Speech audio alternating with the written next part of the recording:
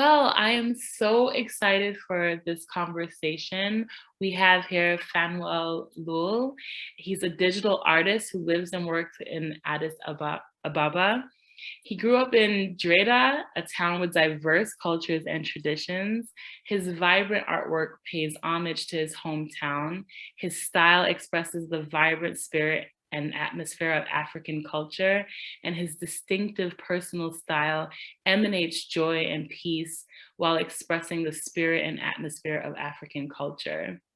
In his artwork, traditional outfits, rural utensils, objects, and characters are all brought to life with contrasting and harmonious compositions of futuristic technology. Growing up in the slums, he and his friends would imagine and recreate scenarios while playing. He believes that that has helped him believe in the philosophy that you can create anything once you see it with your mind. He considers himself a self-taught artist. He earned a BFA with a minor in fine art and in industrial design in 2017. He has been creating digital artwork for 4 years now, honing his themes and skills through the process. And I cannot wait to hear more about his process, his experience, and the connections through his culture and his art. Fanuel, thank you so much for joining us this evening. It's so nice to Thank you finally so much for having me. yeah, it's so great.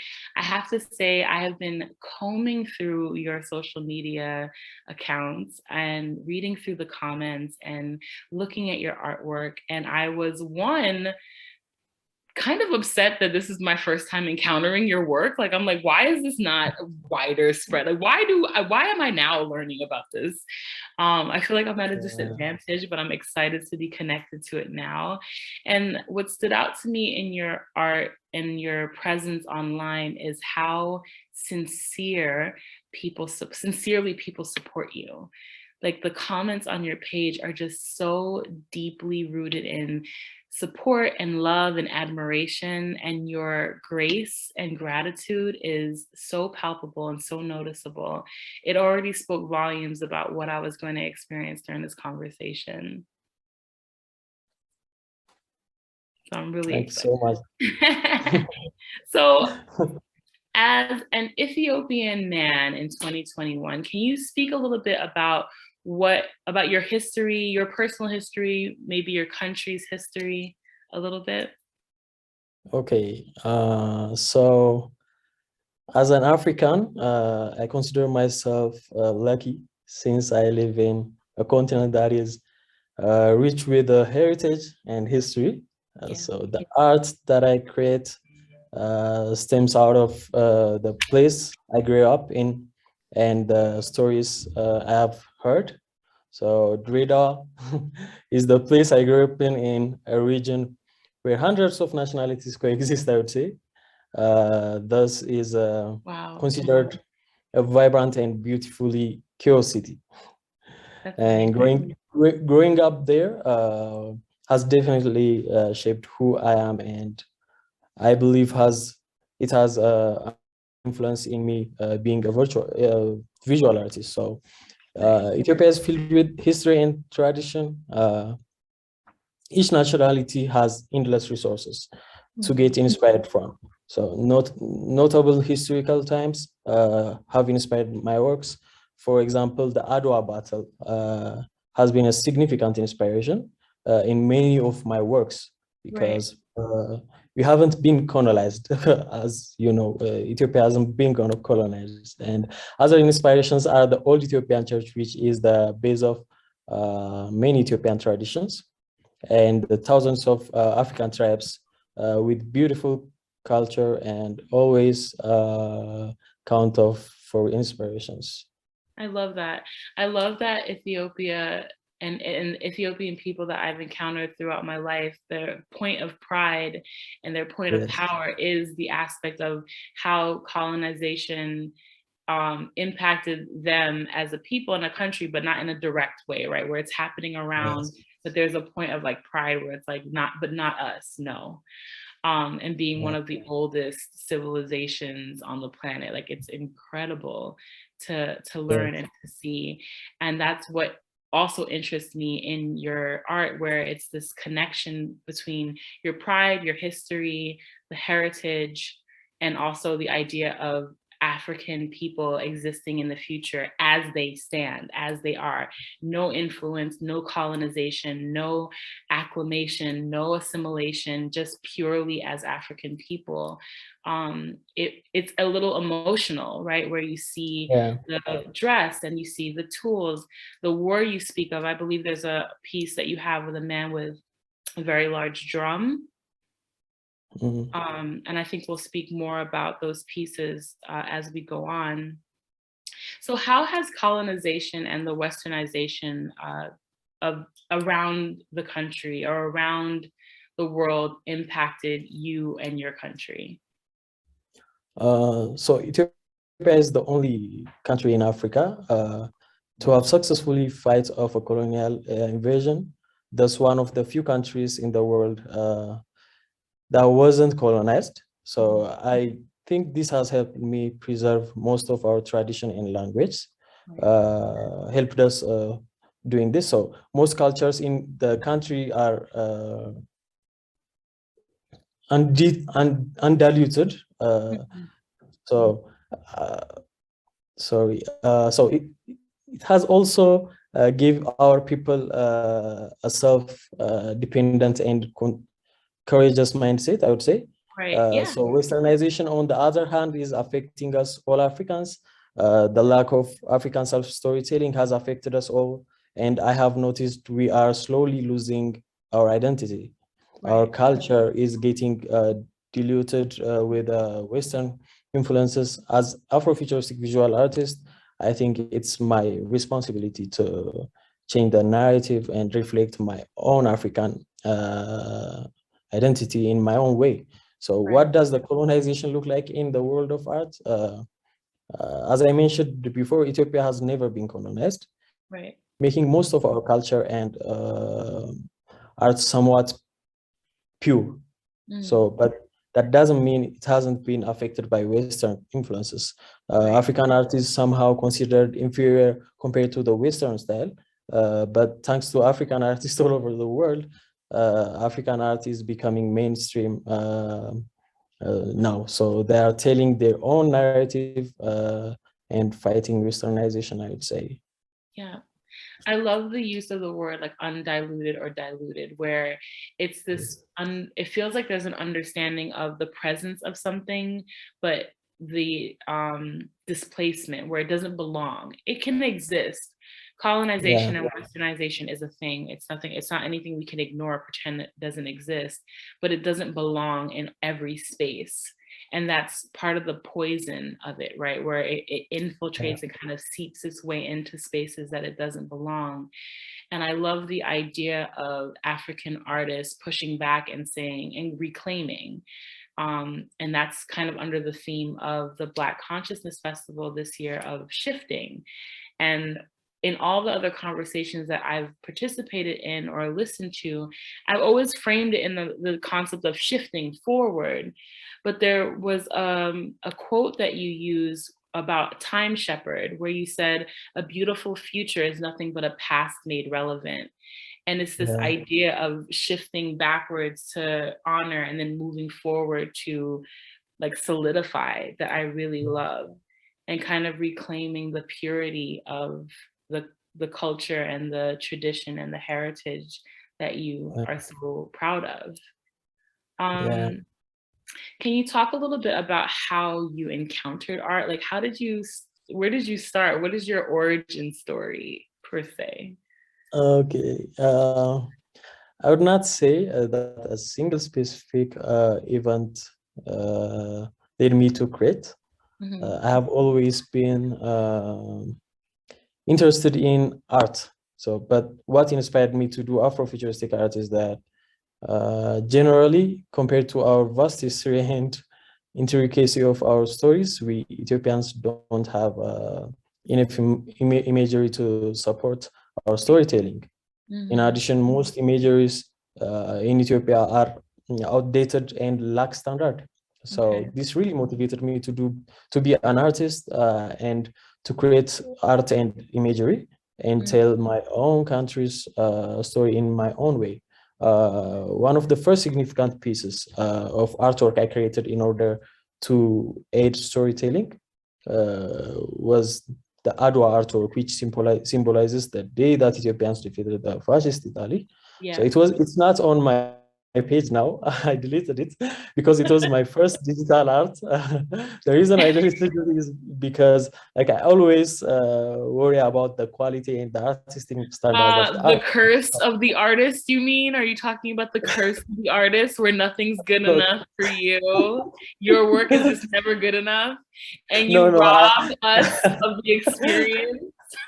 I didn't mean that, but the standard of that artwork compared to now is like very different. So I it was understand. there for a while, but there is new artworks that I created for the Adwa celebration. So Yeah, I archived that artwork. Maybe I will send you and you can see it. I So it's appreciate that. basically like it looks like actually Captain America, the superhero. So I Okay. changed, yes. So I changed that guy to an Ethiopian Arbanya warrior. And so the reason I put it down is because like he looks a bit like Westernish character. So I understand. I after understand. that, like so, But that's the and the thing other too, one, where you protect the evolution of your art too, right? Not yeah, we don't have to be present or aware of every evolution of the work that you do. So you do get to be protective and um, hold it close where the yeah. evolution exists. So I respect that. Thank you so much. So when I released that artwork, it really let people express themselves during the holiday because it was more refined and higher quality than most of our previous artwork created for Yeah. Adwa. So that's the reason I started to create those arts, because it lacks imagination mostly, and like the artistic standard is was very low here. So Okay. that's how I So started. you saw a space to delve into and kind of like connect to and elevate a bit. Yeah.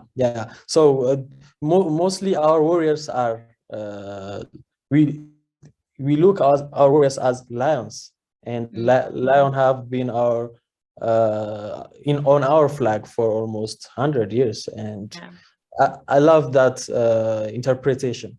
So the character was like a lion-faced Captain America looking guy with shield and spear. I have to see it. I have to see it. We'll No talk later. worries, I'll I send definitely you. need to see it. I'll definitely Absolutely. send you.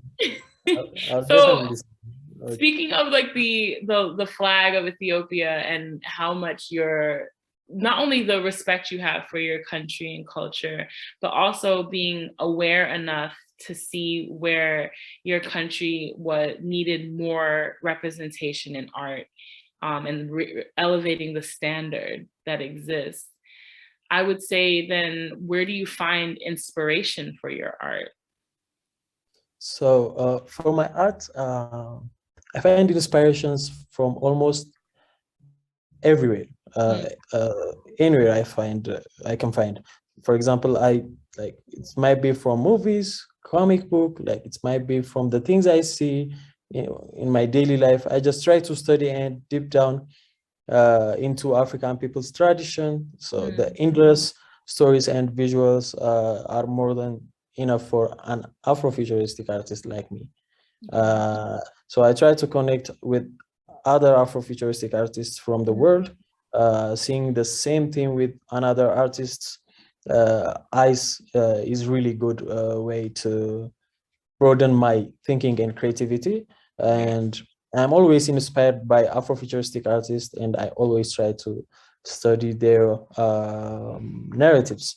And some of my favorite artists are Sonra, obviously, like he's the father of Afrofuturism, and Yitasha Womack, she's an author. So the first time I have heard talking Yitasha Womack, she's amazing. Like she's literally like says like the thing that exactly comes to my mind. And Mind. so She's speaking your yeah, mind. yes. Like I'm not a man with words, I would say, Right. but she Okay. was like expressing every words for Yeah. me. So she is one of my favorite artists as well. And Osborne Masharia, you might know him. So his style is really like, I think my style is a bit similar with him. His lighting is like similar with mine. So his art also influenced me a bit. So he's also one of the Afrofuturism artists I admire. Okay, I'm really glad that you mentioned other artists, because that was going to be one of my questions. Like other people, like you think about drawing inspiration from the world around you, from the experiences, from muses, right? Like these Yeah, figures in your life, but also understanding people who paved the way or who have made significant contributions to something that speaks to you as well. yeah. Then my other question would be, why Afrofuturistic art? There's so much in there's such a rich history where you can really Yeah. stay in the past and what has existed and what has happened and highlight it in those ways. Why the futuristic aspect?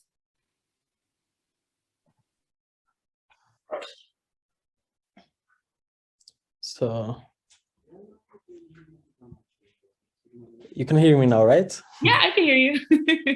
So the reason I've started working on Afrofuturism is like mostly the future is viewed from the Western side, not Right. from African side.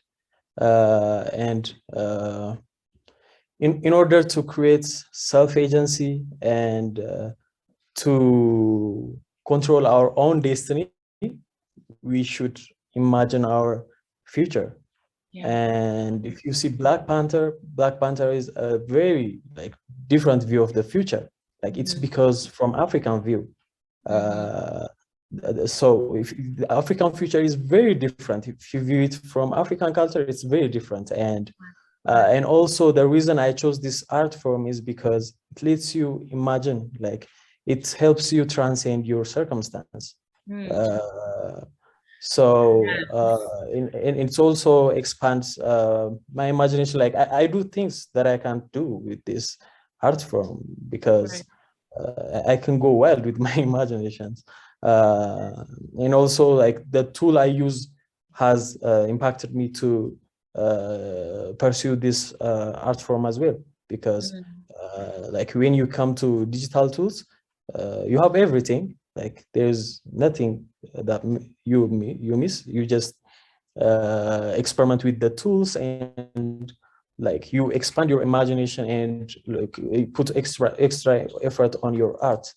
And that is also one of the reasons I am doing Afrofuturism. And I try to reflect both African tradition and sci-fi imaginations in my artwork. So these two seemingly contrasting concepts create a fascinating and unique theme. So science fiction has a unique ability to stretch our imagination more than other themes do. So that's why I started pursuing Afrofuturism. The introduction of the idea of the free reign for the tools you have to create that kind of art struck me, right? Where I didn't consider how open and how expansive the options are for the tools that you can use to create this art. And it reminds me of the amount of limitations that African people face in day-to-day life, right? Where now we have Fanuel who can sit in his space and access every tool, every resource, any color, anything that he needs to create this these inspirational pieces that absolutely negate, absolutely fight back the struggle that African people experience on a day-to-day basis. Like I love that freedom, and it's a freedom that we're not used to. that we don't always get to explore. And not only do you get to have that in the space that you feel most passionate about, but you get to create art that inspires the very people you're talking about. And that's really, really cool. I love that. Yeah. So then how do you preserve your artistic autonomy? Like what you want to create, how do you make sure that it's always true to who you are? Okay. Creative freedom, I think, begins with a self-understanding. I would say I always strive to learn about my own identity and freely think about what I want to reflect in my artworks. Self-government or freedom is very difficult to master, and I believe I'm still learning, trying to achieve that. But I believe I always try to understand oneself, and always striving to learn helps me a lot. So can you share a little bit about your identity? Like, who are you? How do you identify? Like, what do you lead with? That's actually a hard question. It was very layered. I'm like, who are you? Tell me your identity. So I think yeah, obviously I'm an African, and Africa is the biggest aspect of me. Yes. And it's timeless for me to pursue this Africanness of me. And yeah, I just try to do relatable things so that people can relate to it and feel the same that I'm feeling. Okay. So I would say I'm African, like 100% African. That's what you lead with. But you said something really important about the aspect of time, right? Like it's timeless, like anything, there's no limitations. I think when I hear the word timeless, I think of lack of limitations, like a true and pure freedom. And that I want to ask then, how do you want people to interact with your art? Because it's this timelessness, it's this and at any point in time, you can reach out to my art and connect to it. Then how do you want people to interact with your art? So I would love people to look at my works and see it with my eyes. For example, them feeling that they are inside my world and understand the culture and surreal that I depict in my works. So I want my audience to really belong in the world. Yeah. That is why I try to keep my piece realistic and close to real life. In seeing what I'm seeing, I believe people will understand the beauty of the African I am trying to depict. Right. So I guess when you when you say that you connect to the art through, or you maintain your autonomy, your artistic autonomy through staying true to your own identity, which the most important aspect, because there's many different sides of identity, right? But it's leading with African and wanting people to see themselves in your art and to connect with themselves in your art. Then the connection is through just visual, just their eyes and what they see and how they feel.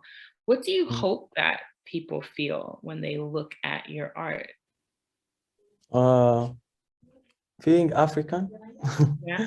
Like we living full of Western cultures. Like everything is Westernized. I want people to feel their Africanness because they relate to it. So when you relate with something, it's timeless. It's not something you see it and excited for a moment. So it stays in your heart, even though it's small thing. Like even though the art is that bad, but if it has something related to you, it's timeless. So you can that element is very important so that people relate to your artwork. Right. You don't have to do art just because you like it or just because it's beautiful. It has to have something that relate to others people as well. And Right. when you create that, they will interact with your artwork, and it Right. creates a lot of meaning for you as well. Right. So Yeah. what I'm hearing when you describe that and those feelings and that experience is authenticity, like where it's this, whatever it means to the person who's looking at it is what you want it to be. Yes. When I look at your artwork, I see romanticism, like there's a romantic aspect in the colors that you use. Yeah. There's a little bit of stubbornness. There's like this kind of like, I don't care what you say or what you think, this is it too, where there's like a power, right? Where I think the word is unyielding, not giving in. Like there's like a very steadfast kind of strength to the art as well. And the connection between the futuristic, like the helmets and the gear and the access to oxygen, or the things that you have in your artwork connected with the beading, the beadwork, the fabrics, the colors. It helps me feel and connected to Africanness, but twist it into a space that makes it feel more relevant to who I am and where I am in the world. So I can totally see like the freedom in the art Yeah. that you create, and allowing it to be accessible to many people. Yeah. Access in art in the time of a pandemic, right? Where we're not going to museums the way we used to globally. We're not having the art galleries and the exhibits the way we used to. How do you make sure that your art is visible and accessible to the people that you're reaching out to? So as Africans, tradition is everything we value and want to pass on to the following generations. So this tradition is usually reflected on objects, places, practices. These things define us and play a central role in shaping our sense of identity as individuals and communities as well. So we are so attached to these things that even if we become more progressive, Right. these things we value remains. I Yeah. wanted to reflect these attachments we have with the things that from our identity in my artworks. I imagined fusion between the futuristic and modernized Africa that is visualized with gadgets and cyborgs from the future. So these are the artworks. I like all the elements you see in the artworks are like those are something we use in our daily life, and people find those like easy to understand and like it's in their life already. Right. So It's easy to recognize. yes, they will Yeah. recognize it. Like then it's the fact that it's futuristic, like it allows them to stay and okay, so that might be me in the future. Yeah. So the artwork creates that kind of thought in the audience's mind. Yeah. So that's why the artwork connects with my audience, I would say. Yeah. And you made a point earlier where you were talking about the idea of like being able to visualize yourself and see yourself in the art. And it's the idea that I like the comic books, or thinking about Black Panther. Black Panther was the first, I feel like the first collective global experience for Black people in the diaspora to see themselves in a position that's not the institution of slavery, that's not in a state of oppression. We were in positions of power, of wealth, of culture and tradition and beauty. And I can't say that your work is Wakanda or Black Panther, but I can see where you honor the idea of us existing in a space of beauty and power and not just the history of oppression. Yeah. Would you say that that is because of Ethiopia's history, where there's like a power in the not being colonized. Hello. Oh, can you hear me? Oh, I don't know if the Wi-Fi went out. Sorry, I'm lost. I Oh, think it's okay. the connection sucks here. Can you please repeat it again? No, it's oh, I can't. I don't think I can repeat it, but Okay. luckily this will be edited, right? Okay. And we are Definitely. free. We are free. I don't want you to feel too much pressure. No pressure, no pressure, no pressure. Okay. I think that we were talking about how your audience connects to your art, how we interact with your art. My next question is, Fanuel, can you describe your aesthetic? Like what will people see in the art that you create? Okay. My colors are mainly vibrant, as you see in my artwork, found in African textiles mostly, usually bold and super vibrant, and it helps tell a story of the various colorful culture in the continent. Right. And as I mentioned before, my pieces blend both the futuristic fantasy and the traditional world, and it is usually hard to perfectly blend these both worlds that seems to contrast each other, but usually it turns out to be something mesmerizing and unique, I would say. Mesmerizing is the perfect word. When I was looking through your Instagram account, the words that I came up with was it was the perfect blend of a fantastical future and a divine and sacred ancestry, right? Where it's just it was such Nice. it was such a beautiful balance. I've just never encountered anything like that before, where I was able to be taken to a place that didn't even exist yet, while carrying with me the things that I know have exist and have happened. Um, and I think that this is also a good time to ask you a little bit about how the concept of time, what the concept of time means to you. What does future and history and past even mean to you? Oh, that's a hard question. I haven't thought about that. Uh,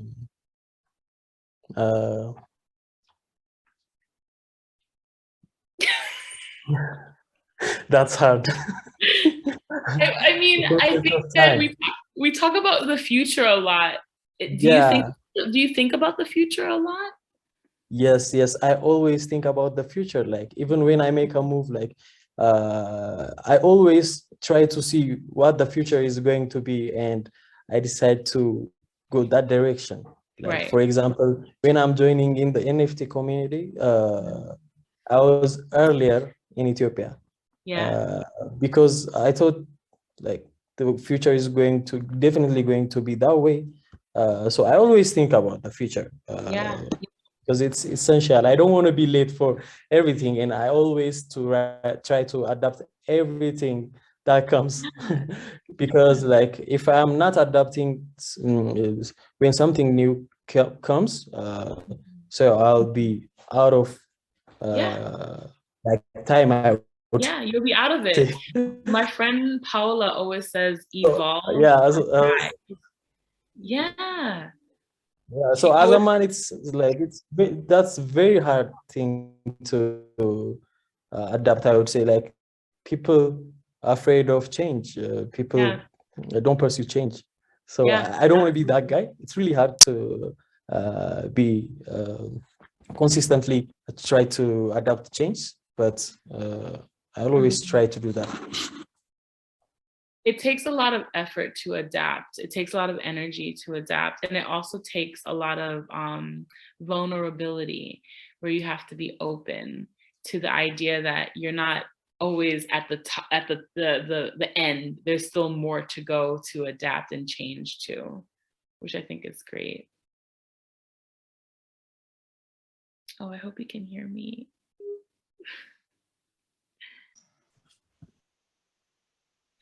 So you mentioned the aspect of not trying, but making sure that no matter how much work it is, staying in a state of evolution and change and keeping up with what you need to keep up in order to Yeah. not survive, but to keep your work relevant and accessible.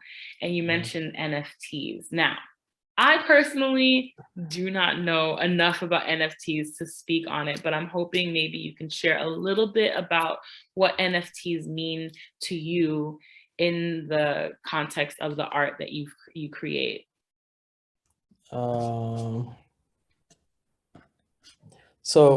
I think my work is what is today because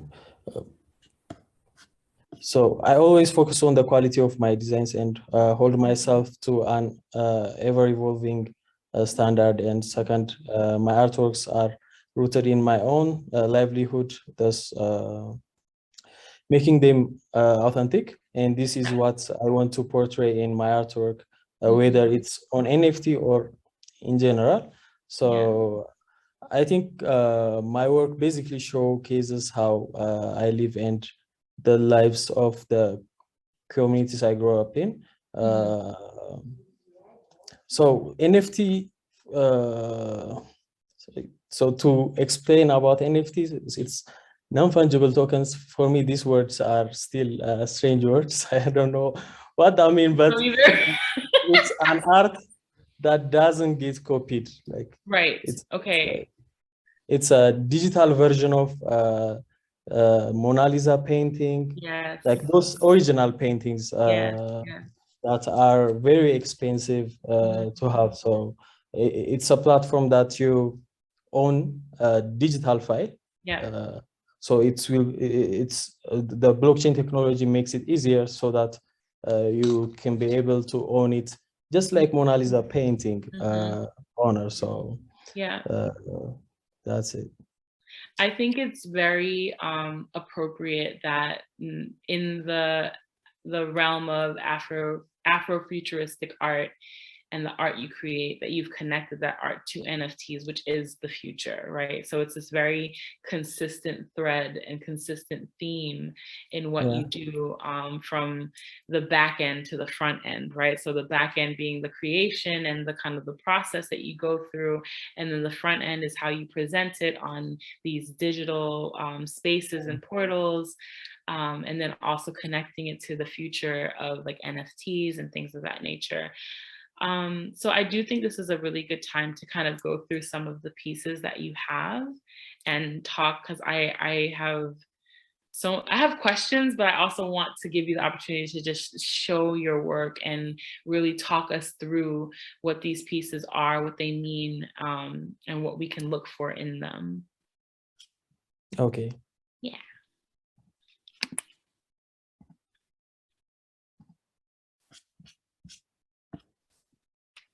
So, can you talk to me a little bit about this one? I believe it was called Blissful Domain. Yes. So as I mentioned it before, I'm not a man with words. Yeah. Instead of more talking about my work, I just like to do the artwork and leave it for the audiences to tell me what they feel more about it. Would you like me to share, Fanuel? Would you like me to share? Yes, I would definitely like that. And you tell me what you think, because I did take a few notes, like looking through some of your things. The things that stood out to me in this piece were particularly the couple embracing in the center of the orbit. Black people being in the center of an orbit in and of itself is kind of rebellious, where we never really get to be the center of things. Black love is often not the center of things in our daily lives and in our experience, even though it does exist. The colors, to the pink in the orbit, spoke to love and power and protection, guidance and softness, that's what I saw when I looked at this, like the idea of a more feminine figure standing behind a more masculine figure and embracing each other in a protective stance was very Yes. important to me. And it's all of those things: guidance, softness, power, love, embrace, are things that I feel that African people across the globe are not often afforded. So, Fanuel, can you talk to me a little bit about what I shared, what I saw, right? And I did not create this art though. So I'm still curious about what you were thinking when you were composing this. So the reason I made the center focus of the artwork, those characters, is because I wanted to show how precious the place they are in or put, because as you see the artwork, there are planets surrounding them, and that can also show, like in the middle, it's like more valuable or precious. Yeah, I wanted to show that, and like where we are right now, what we have is precious, and like we should like appreciate that, appreciate each other. As you see, she holds her with her hands. So I wanted to show that. Mm. I love the way that the hands are placed. Yeah. There's a protectiveness that Yeah. I receive from that stance, and it's Yes. how I often hear the Black men that I connect with, and the Black men that I know, and the Black men that I listen to in podcasts and conversation, speak so highly to the power of the love of a Black woman. And seeing that kind of embodied in this stance where it's not off to the side, it's not small and in front, she is a kind of an imposing presence, really embracing and connecting and protecting this special person, but still Yes. with delicate, gentle and precious. Precious is the best word. It's such an important word. Yes.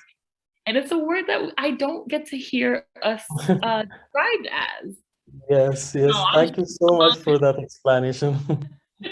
it's always this like very kind of aggressive, like strong, Mm, powerful, audacious, present, but precious, that feels even more powerful and delicate. mm. Like I like that. That's good. How about the next photo or piece, I should say. Mm. Okay. Okay. So if we're following the pattern, I will share what I receive, and then you can. Okay. Is that okay? Is that a I'll try. I'll try. I did take notes, so I'll just kind of read what I wrote here. The colors remind, and I typed as I felt. It was more of a response than an analyzing. I don't analyze art, but I kind of tap into how I feel when I see it. The colors remind me of wisdom, the flow between dark and light.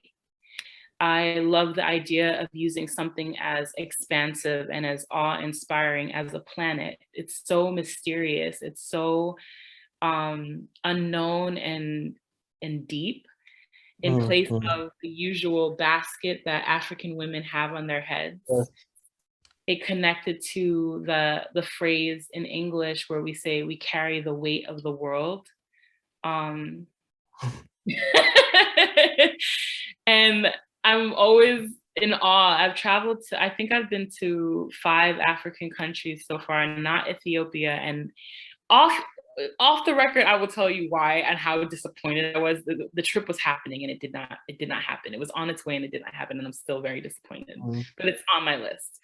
But I've always been in awe of seeing these women and carrying these loads on their heads with grace and posture where they're almost unfazed. It's almost as if nothing's on them.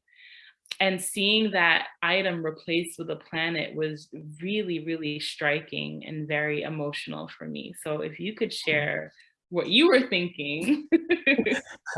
I really can't explain it better than you, but on this piece, I wanted to show I think how strong we are, I would say. As you mentioned it, like most African women carry like load of stuff on their head, and it seems like they hold nothing. Yeah. And the reason I made this artwork is because there is a lot going on in their life. Like you don't know what's going on. Like there is a lot of things that they are holding inside of them, and you can still see their face still bright, and they're still smiling, and it feels like there's nothing happening in their life. So I wanted to show that strongness of their, Yeah. or us, I would say. Yeah. Like they say, Mother Africa, and a lot of the conversation speaks to femininity and the power of women and the women in our lives. And I do appreciate the clear focus on her posture, the profile she could have been facing, but instead it's the side profile, which also Yeah. speaks to a grace and a power and a strength. And I Yeah. understand what you were referencing when we discussed the weight that our people carry, and how we're expected to maintain and navigate through the world almost as if nothing has happened. Yeah. And I think about like the phrase angry Black woman, where I'm not entitled to be upset or to react or to feel too deeply. Otherwise, I might be considered angry, unstable, not dependable, not trustworthy. So it's all these things kind of incorporated in one. But the kind of mystical aspect of the planet, I think, is what is most Yes. incredible Yes. in the Thank you picture. so much. I love that. Well, thank you for sharing that. We can go on to the next photo. Okay. Let's see here. This is the title that stood out to me, Longing for the Unknown, Yes. because even without the title, you see it. So you Mm. mentioned earlier about people absorbing and interacting with your art through the eyes. And Mm.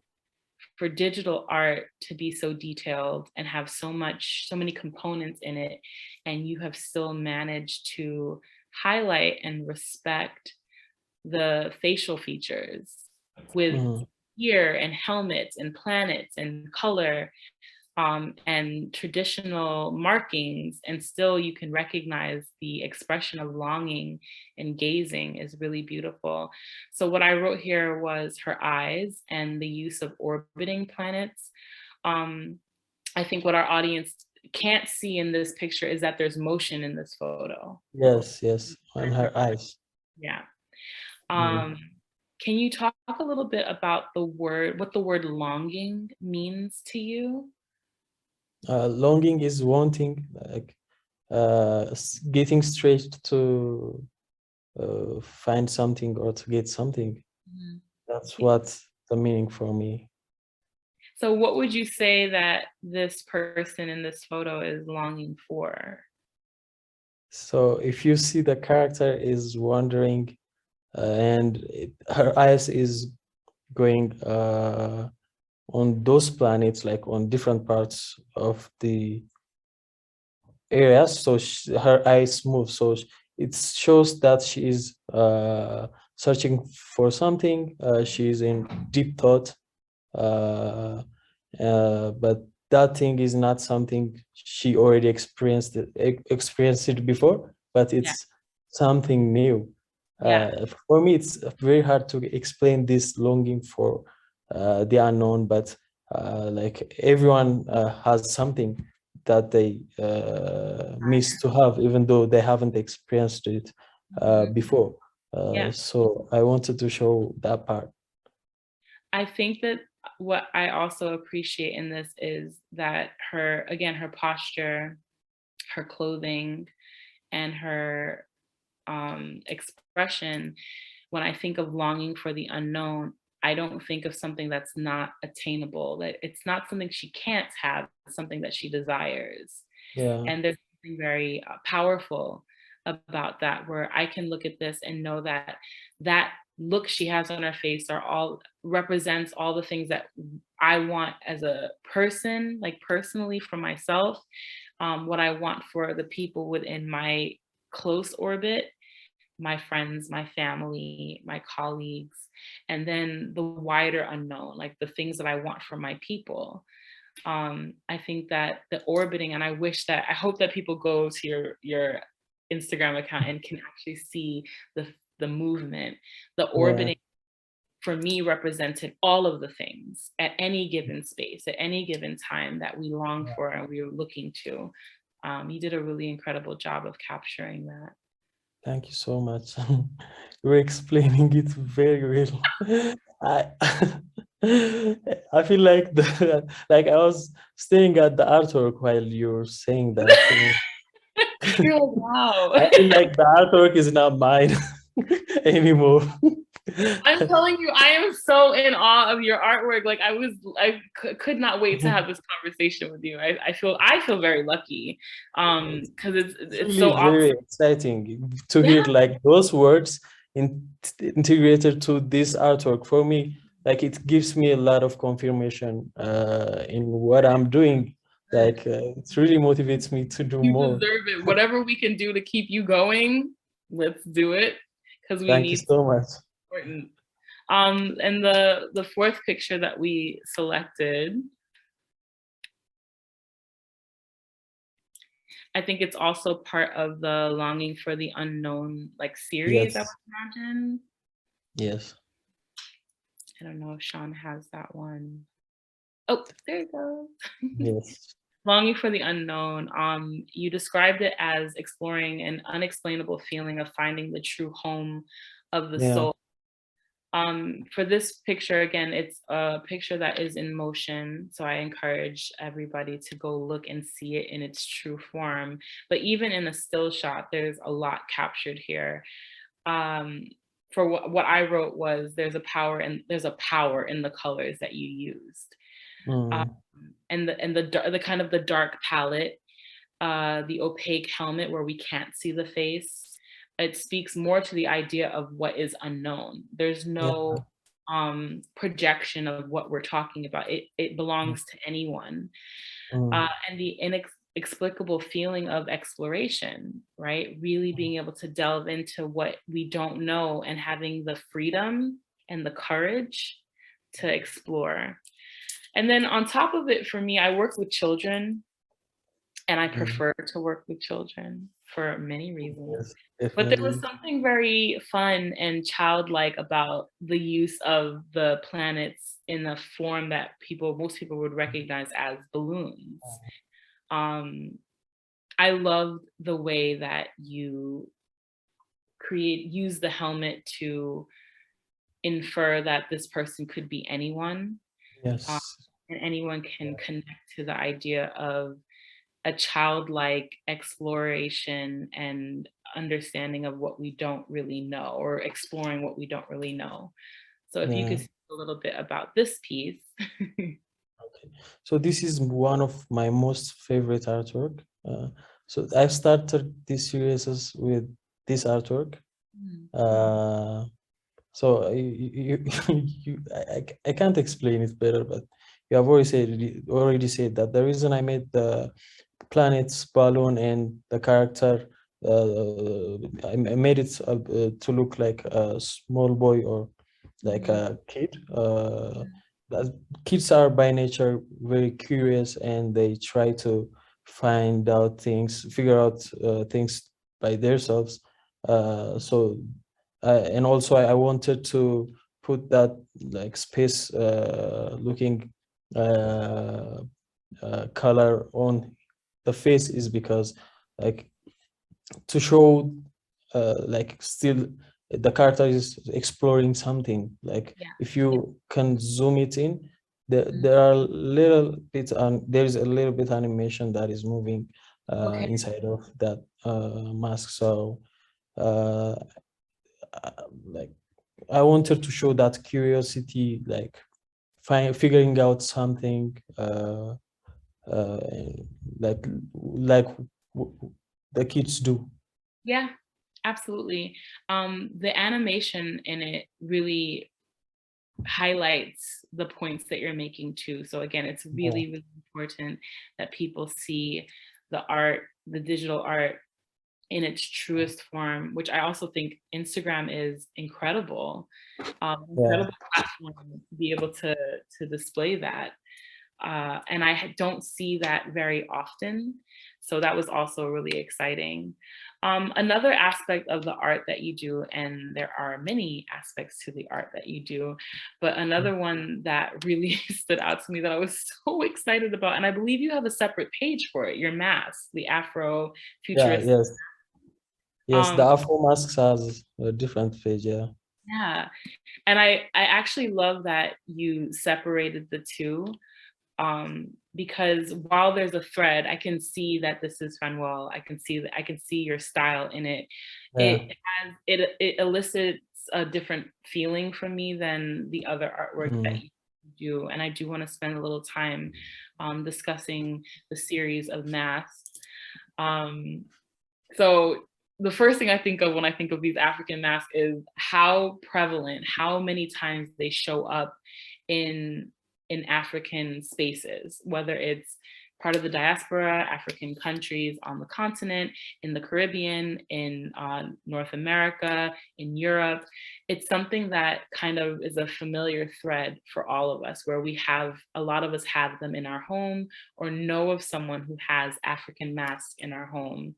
I have African masks in my home that I purchased in Ghana, and I'm sitting across from a portrait that I took of a woman in a side profile standing next to an African mask that's in a side profile. And the way that it matches was just so beautiful to me. Uh-oh, we lost him. So along with some the other aspects of your art and the creations that you have, and there are many aspects of it, we've only discussed one so far. And I encourage people to go to Fanuel's Instagram accounts and actually see and experience all of the art that he creates, because it's all so incredible, and very connected, but also very different perspectives. Though this one in particular are the Afrofuturistic masks. And like we know that these masks in its traditional form are very recognizable and very familiar and comforting. But I love the aspect of modernizing and making it more futuristic while still protecting the heritage and the facial features, the lips, the nose, the eyes, the traditional decoration and detail. Can you speak a little bit about some of these masks? We'll put them on the screen, and if you could just share any bit of information that you think is important about these pieces. Okay. So the mask has its own meaning. Each mask tells a lot of story about their community, their culture. It says a lot. Like one mask, you can go deeper, and like there's tons of information about that mask. There are some masks that has for example, there's a mask that I have sent. I think it's next to this, or there's a mask called Zakbe. So they say it possesses the fire spirit, and Mm. it gives the power of courage and enthusiasm who wore the mask. And there is also another mask called Baluba. It's in the list that I have sent you. This one is called Baule. So the Baluba mask in welcoming of deities, and the mask is also believed to bring good luck to its owners. And also there is protector masks and good luck masks. There is also a mask that is called Fang Negil. I have already sent it in the list also. So This mask is used for policing and administrating justice through the powers of the dark. And there is also what do we call it? The Ozo mask. I think I haven't sent it in the list. So they say it's the master of river, and it grants the owner or the person who wore the mask flow a peace and hope into their future. So it, like, each mask has its own meaning, and it it describes how the people live, and it shows their culture and everything. Right. I think what you're describing while you were speaking about the different meanings and the different roles and the different things that the masks each highlight, it made me think of the prevalence, how masks show up in many cultures from a ancient time, what masks represent. I want to understand a little bit more about the cultural connection for African masks in particular. They show up a lot, for me, they show up a lot more often in spaces like in people's homes and educational spaces. What is the connection of like Ethiopian culture and masks? So if you come to in Ethiopian culture, there is no that much mask. I think there are some masks, but I would say there is mask here. There is no mask, like I would say, compared to the other African countries. But masks have been one of the most essential parts of our culture. Comes to rituals, when the people need something, like the mask has a special place to get those things, to ask those questions to their God, to make something happen to their community, to create peace and fruitfulness, power, productivity, and everything. They use these masks, like these masks were main in our culture, and seeing this now, it seems to be forgotten. Most people don't give attention to these masks, but it's one of the most essential part of our cultures, I would say.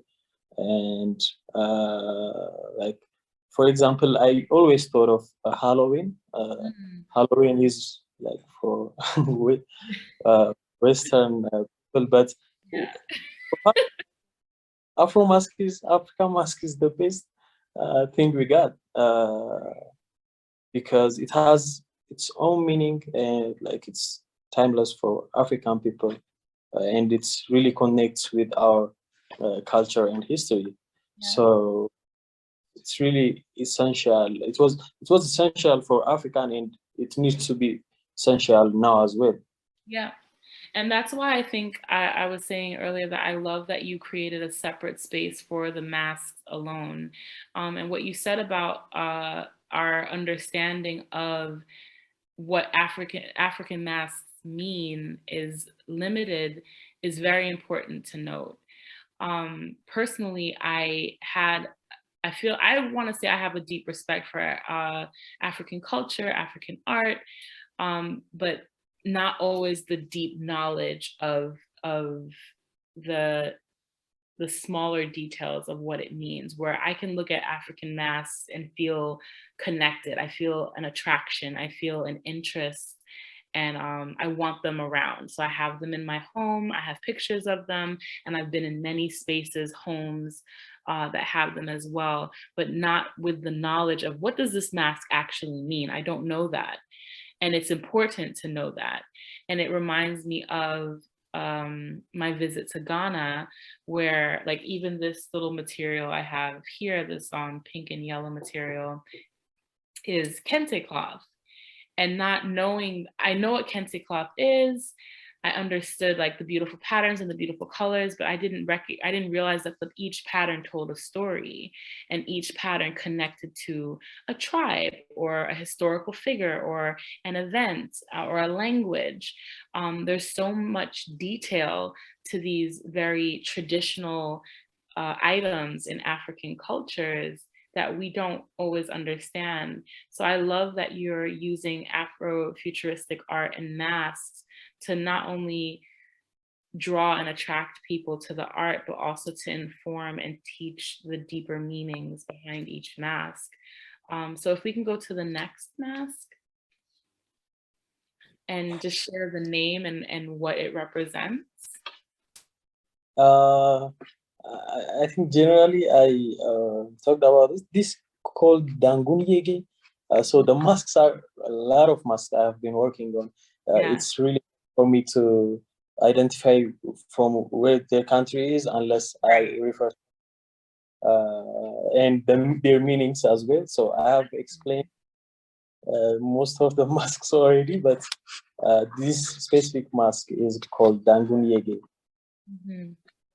I think what stood out to me with this mask and are the features where the eyes are piercing, the lips are full, the nose is full, but there's still this this very futuristic and robotic quality to it. And it's something that you mentioned earlier in our conversation, the representation of Blackness and African people in the future, where we think about robots or futuristic things, Star Wars, Star Trek.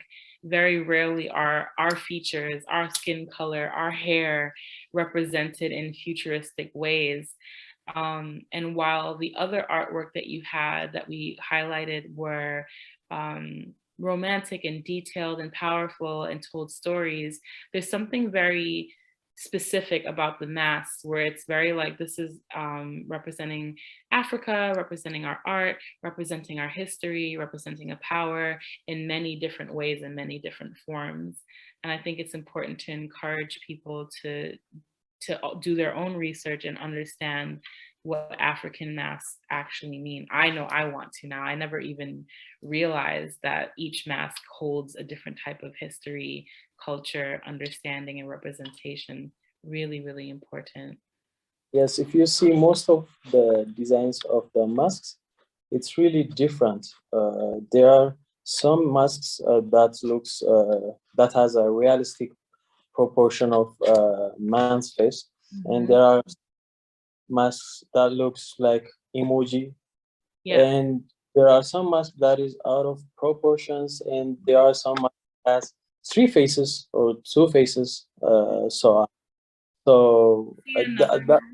That's really inspiring and exciting to figure out, and that's why I mentioned earlier, like if you visualize these things, like it will be different. It's not like those Darth Vader mask or superhero mask in the Western media. Right. So those juxtapositioned elements really create different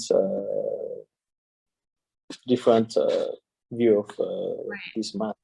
I think the word that I think of is dynamic, right? Where it represents a specific person or a specific thing. Sean, can we move to the next? Yeah. Yes. So this one to me feels more, again, like the last one, a little bit more proportional, where I can recognize the face and shape of a man's face, but then the glow of the eyes, the decoration around the head, the markings on the forehead, even the markings on the face remind me of some of the traditional markings that people may have on their face, but in mask form or in a more robotic way. Yeah. So this one actually the first mask I made. So when we started the Afro mask, so it was it was actually, we decided to do the Afro mask concept actually came from a simple call with a friend or a partner who wanted to create a futuristic looking African mask piece. So while creating that one piece, I was mesmerized to find out there were thousands of the unique African masks. So this one is my favorite mask. It's called Ioba. I think it's the Benin people's mask. Okay. If you see the actual design, it's 100% looks like this. I took everything from that, the original piece, So it was because more of a literal translation of what you saw into this mask. yeah, it's actually, if you see most of the designs and the original ones, it's almost the same. But once I did the actual designs, I changed, for example, their eyes. I experiment with mouth, and so on. So all designs are like 100% exactly like the original ones. Okay. That's amazing. I would love to see like the reference, the point of reference for some of these masks. If we can go to the next mask. Okay, so this one reminded me a lot of what we see in like Western film and media of what the future looked like in the past, but there was still something very African about this mask still. So it doesn't necessarily represent the features, but I still saw what we're talking about, like with Afrofuturism in this. Yeah. So if you could talk a little bit more about what this mask is. So this mask is called Fang Nigil. Fang Nigil, the Fang tribe or the Fang people. So it's the mask helps them to control their social situations and policing and administrating justice through the power of the dark. Hmm. It reminds me a little bit of the faces in that movie I, Robot with Will Smith. Like there's something very I haven't seen it from that way, but it's 100% looks like that. yeah, I see that. I see that. Okay, the next mask. Oh, okay. Personally, I love this mask. This is one of my favorites. This is the one that stood out to me for a number of reasons. We're not going to start with the obvious part, right? We're going to start with the mouth. African features have been such a widely debated, highlighted, argued topic to the point of exhaustion where I don't want anybody commenting on my hair. It's old. But there's something about the mouth that was really beautiful in this mask, that stood out more, I think, because there were no eyes. That was the part that you kind of zero in on. And then the helmet part of it, the futuristic hose and the breathing mechanisms, and then the African AF. Like I love that you incorporated that phrase because it's powerful, but it's also a little rebellious. Like it's a little naughty. Like, yeah, African AF, like, kind of take that. That's what it, and I love that. Yeah, thank you so much. So this mask is called Zake, and the one of the things I like about this mask is that on the lips part, the lip is very big. Like this is one of the things Africans different from other people's. Like our lip is bigger than others, and so I wanted to exaggerate that part. On this. If you ask me, the meaning of this mask is, I've already mentioned it. It possesses the fire spirit and gives power of courage and enthusiasm. Who wore this mask? That's it. That's it. You just said it. When I see African AF, it reminded me of the youth, not necessarily small children, but adolescents. The rebellion of adolescence, the kind of like in your face, unapologetic, like, so what? attitude of the language in this piece that I really like. Like there's something really, it is empowering. There's something very like, not, I can't think of the word I want to use, but there's something about it that really stood out to me. The shape of the mouth also reminds me of a conversation I heard with Erica Badu. And I never noticed it until she pointed it out. And she said, she shared that she always had an insecurity about the shape of her mouth because her upper lip was wider than her lower lip. So she has full lips, but her upper lip was even bigger than her lower lip. And she always felt really insecure about it. And it was always, for me, even subconsciously, the most beautiful part about her face. Yeah. So I love the shape of this mask's mouth because it also represents something that's still not highlighted or honored in our cultures. Even amongst ourselves, we still kind of struggle with that self-love. So this was really beautiful, beautiful. And well, I hope that in this conversation, the people who participate and watch this can receive the authentic and genuine passion and warmth that you have for African people.